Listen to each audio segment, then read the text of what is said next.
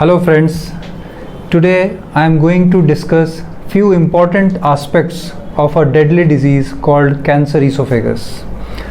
Cancer esophagus is most commonly of two types, adenocarcinoma and squamous cell carcinoma.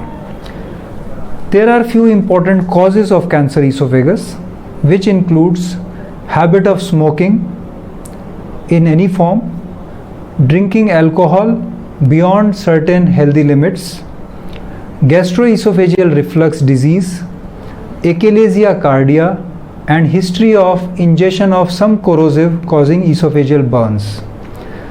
Now, coming to all of them a bit in more detail, the habit of smoking and drinking alcohol beyond limit are proven causes of cancer esophagus.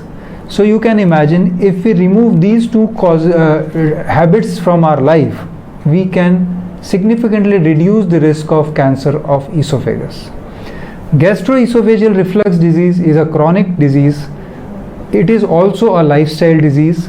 If we take enough precautions to get it treated timely, the chances of getting cancer esophagus reduces dramatically, because gastroesophageal reflux disease, once is prolonged, left untreated, results into a complicated condition called Barrett's esophagus, which is a pre-malignant condition.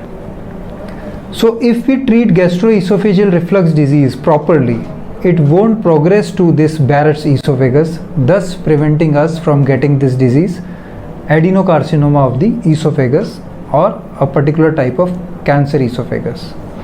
Corrosive ingestion is another risk factor, where if at all we have a person who have had this history of ingestion of some corrosive, we must get annual checkup by endoscopic examination so as to detect cancer esophagus at the earliest.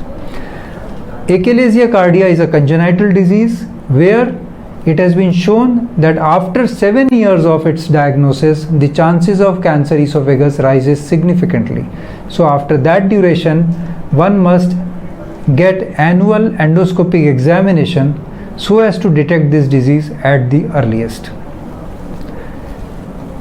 There are few pre-malignant conditions also, as I mentioned earlier, like Barrett's esophagus, which is a complication of gastroesophageal reflux disease, achalasia cardia, and corrosive ingestion. Thank you.